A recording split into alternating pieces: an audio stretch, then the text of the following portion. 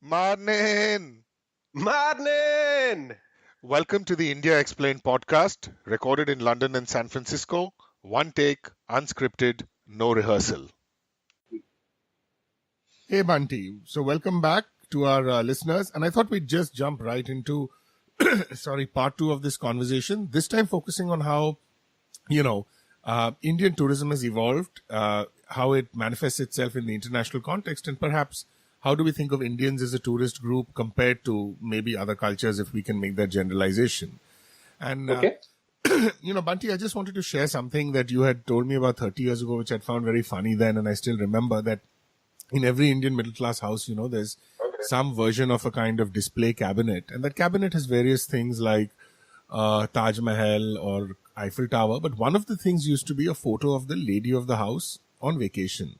And normatively, routinely, the lady might wear a sari or a salwar kurta. But here, what would happen is she'd be wearing dark glasses, which were called goggles. She'd be sitting on a horse. She'd be wearing Western clothes, bell bottoms and a shirt. And, the horse, or if it was Rajasthan or a camel, there'd be a local in a turban or topi. And the husband would be standing with an odd expression on his face, which was simultaneously gentle embarrassment, but also some kind of like pride that, my wife is modern and I have modern wife. So anyway, I just thought I'll share that with you. No, I think that's a very astute. I'm glad. I'm surprised you remember that, because that I think it's, if you do an ethnograph of the average middle class home in the 80s, Right. there would be some trinkets to signal, tourism, if not tourism abroad, or having familiarity with the abroad, because under kind of the 80s, 70s, as we were coming out of the Nehruvian clasp of restrictions, going abroad was a big deal. And I remember, so, and that's kind of caught up, and the demonstration of going abroad and projection of what it meant to be going abroad was, or to go on holiday, stepping back, to go on holiday abroad. was a big release. And then the next step up was going for a holiday abroad. I think this kind of brings me to this idea of travel as a tourist in different parts of the world. There are some people who like to travel and blend in and go native, right? I'm not of that school of traveler. I go to a place and I openly admit that I am not fluent in your language. I do not understand your culture. I'm a tourist. I will be clumsy and at points awkward, etc., etc. Right. So there are certain people who are like very evolved travelers, who speak the language, know the inside track.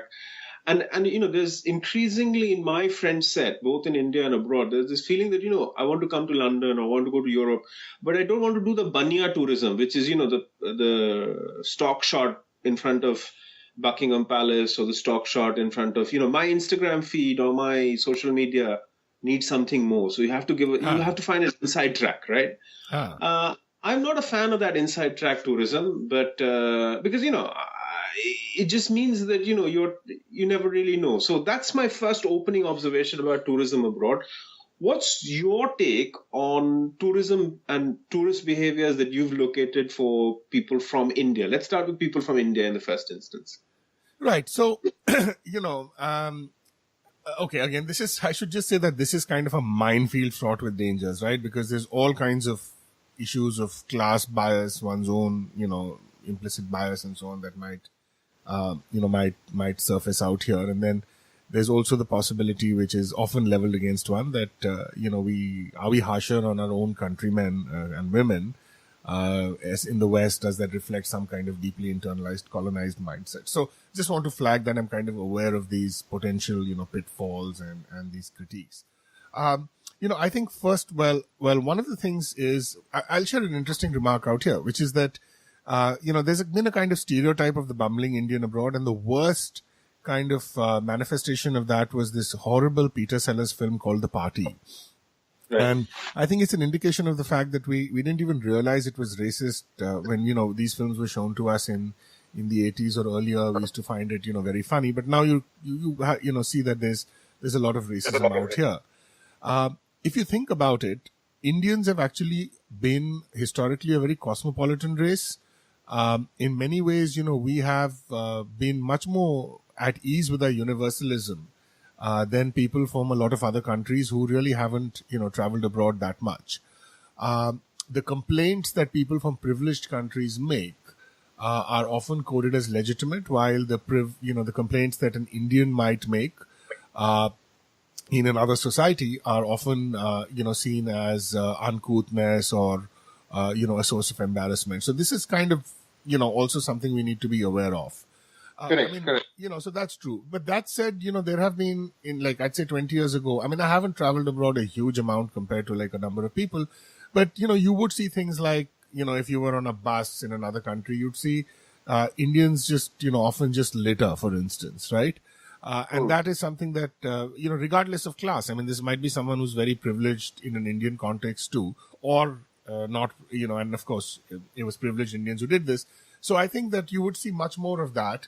I think in general, what's happened though is that with so many more Indian students coming to the US to study, with, their parents coming, with people taking vacations, things becoming more affordable, we've actually become, we've just become more astute global travelers. So that's one thing that I'll, definitely say. Okay, I will just jumping in, Rohit. I will make one point that you're making. Recently, Mamata Banerjee came to London with a delegation of about 90 odd journalists, right? Yeah. And they put up at some hotel in the UK, in London. And a large number of them were caught pilfering free plates, spoons, and things like that. So one is this litter angle that you're talking, and it is not at all fixed by class, caste, whatever other position, right? Right. There's this general lowness of littering and this kind of shoplifting. And I know that in the 70s, 80s, the risk of an India cricket team touring in England was that you'd find somebody getting caught, or a hockey team touring, somebody getting caught in the shoplifting scam, right? So that tradition of, large-hearted pilfering is still prevalent. This is an excellent point, and I will make another just quick point here, and then I don't want to hog the conversation. You're right, because this I think does persist. There's a case for it. So some years ago, I was at a conference, and it's a South Asian literary conference, and they were increasingly, again, what's happened is that Indian universities are relatively more flush with money. This is an initiative of the Manmohan government. So you have more academics from India, more grad students from India actually coming to Europe and the US for international conferences, which I think is fantastic. Now, it was morning time. My panel was in the morning, 8 o'clock. So there was kind of a spread of, not your Indian aloo paratha and raita and chai or whatever, but you had usual muffins, croissants, etc. And I noticed a couple of people there. I think one of them was actually an academic who was presenting. The other was the wife of a male academic who was also presenting.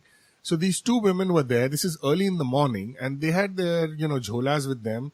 And what they were doing is they were just taking tons of these breakfast pastries, and one of them was saying, "Arey dal, bag mein dal, lunch ke liye kha lenge." So this, calculation that if I can pilfer the food that is meant for a whole bunch of people, including, grad students and faculty who are presenting, I'm going to take 25 muffins, croissants, Danish pastries, whatever, so that we don't have to spend valuable dollars. To me, that was, very, very, it was very upsetting, seeing that. And who am I to say anything? I don't, want to be the moral police, or I don't want to represent the Indian community at large. So I think you nailed it about that. But otherwise, I'd say that, in some ways, what perhaps has always been a kind of historical claim on the world, maybe we are reasserting that right now. Well, a couple of other observations on the sidelines of that. Okay, so we've taken a couple of shots at our Indian tourist abroad, littering, pilfering, etc. But let's let some of the others not get away easy, right? So the 3 points I'll make. One is Chinese tourists in groups of hundreds, generally, kind of swamp any big museum or public attraction in the world these days. Anywhere you go in the world, you'll find a group of 100 Chinese people in a line following an umbrella with lots of video cameras, right? Right, and taking selfies. And the problem with the Chinese tourist is that they have absolutely no regard for the etiquette of letting other people see something. So if they are looking at a painting, or they are looking at an object, they will just like a horde of locusts, like completely surround it without any cognizance that there are other people from other parts of the world, let alone world, other people around them who are looking at it. So ill-mannered Chinese tourists is another thing. Middle Eastern tourists and their ogling at women and harassing women is another. So all of this Qatari, Dubai, Emirati folks, you'll find them in the south of France or in Italy, and they buy themselves into these kind of very interesting or high net worth environments because they can afford it. And then they behave most appallingly with, the serving staff and women in general. That's the second observation. So, and the third observation is for tourists from the West. So let's take Canada, United States, UK. Right? When they fly, and Australians are also guilty, they make the most insensitive, racist comments when they're traveling through Asia and Asia Pacific. Australians are famous for behaving in a very redneck manner in the Southeast Asian stretch of, Indonesia, Malaysia, etc. Right. And Americans and British tourists have, and these are basically people, I don't know whether redneck's the right way to put it, but basically they'll go into a culture, and rather than appreciating the fact that the culture is different, they'll be whining about the fact that it doesn't have a McDonald's, or the fact that the milkshake comes with a different variety of soda, or some kind of minor bullshit about something that reflects their provincial upbringing back home. They will try and impose it in another part of the world. So that's my comment, that everybody is complicit. It's not like one group is bad. Right. It's just that there are other troubles as well. It's an excellent point you make. And I want to just, run on the last point you made about the, entitled nations of the world, and that entitlement comes across in very, troubling ways. So I believe in Cambodia, there's a bunch of people facing some very serious, jail time, or even I don't know. I don't know if it's like a risk of death, but in a sacred space in, at a temple, I think they were like, simulating some sexual acts or something like that. And, this is what you call, this is sort of drunk spring break behavior, right? That you associate with American college students. But this manifests itself in, a range of ways. There's even sort of, what you call sort of college tourism. I remember an academic from South Africa mentioning this, that every summer, these highly motivated students from top American universities, they land in South Africa and they want to see AIDS babies, right? So they literally want to see AIDS babies because they want to then be able to write on their applications to grad school or, Harvard Law School or whatever, that they went to the third world and did something good. And then the stereotype of the ugly American is again something that I've seen exemplified in many places. I mean, I've seen, Americans behave obnoxiously at Frankfurt airport, Amsterdam's airport a couple of times. And this holds true for NRIs also. So the NRI tourist, perhaps later, deserves their own special episode, because while you're here, it's, whether it's Modi, it's BJP, Hindu tradition, yoga, Veda is fantastic. When you go to India, for about 3 days, that love is there. Then you encounter Indian bureaucracy and suddenly it's, bloody Indians, and I'm glad I went to America. So, there's all of this does kind of like compound this. So that's a fair point, Rohit. Yeah. That's a fair point. I know we have to wrap up soon, so I wanted to end on a slightly jolly note, which is a recollection of wildlife tourism in India. So, so now that is so obviously when you're working with a Taj Mahal or a fort or a temple, the structure is there. You're guaranteed sighting. Wildlife, it's not like that. There's variable. So I went into Corbett National Park a while ago, about 15 months ago, staying at a wonderful place. And I was the guide who was taking me into the forest, very astute man. He said, "Sir, if you want to see tiger for sure, go to the zoo. Right? If you want to go safari, enjoy the forest." So he kind of set up the baseline that if you don't see a tiger, don't blame me, because probably he gets incentivized on the promise of tiger, right? So then we were going through the forest, and at one point he said, "Sir, did you hear that?" I said, "Hear what?" And all of this is happening in Hindi, right? So have you sun sake sir aap? I said, "Kya?" Well, langur ka alarm call. So I said, langur ka alarm call. The langur kaha? So I can't even see the langur. Huh? So he's saying, "Nahi, sir, langur ne sher dekha." So I say, boss, I haven't even seen the langur. Right? But you are telling me the langur who's panicking has seen a tiger, and that's a tiger panic call. So I thought it was a very poignant moment that, in kind of, I love wildlife tourism, and I encourage, people to see all the wildlife that is there in India. But that's a very interesting thing that, and we can pick up how wildlife tourism in particular has to nurture and run on hope, because there is no guaranteed asset apart from the forest that you can't. I mean, that's beautiful. But this also reminds me of, this is marvelous. I love this story. We absolutely will do something about the Indian habit of exaggerating by inference, because I knew one guy who, he happened to be at the airport once when Shah Rukh Khan was also there. And this is before Shah Rukh Khan was a major star. Now, from that, what has happened is that in his mind, it's mutated to him having co-starred with Shah Rukh Khan.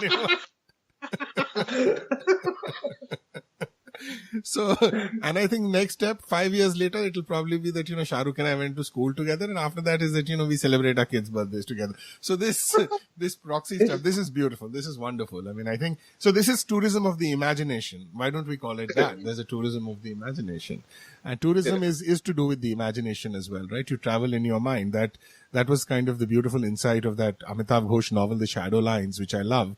There's this character who, just tells this other woman that, you've been all over the world, but you've never really traveled anywhere. So anyway, theek hai. So shall we just wrap up on that note? Yeah, on that note, that's a great place to stop, Rohit. And goodbye from Paris. Next one I will be doing back in London. Oui. Okay. Take care, man. Take care. Bye. Thank you so much for listening to us. Rohit and Bunty would like to sign off. Please stay tuned. Follow us on India Explained on Twitter. Keep listening. Thank you for all your support.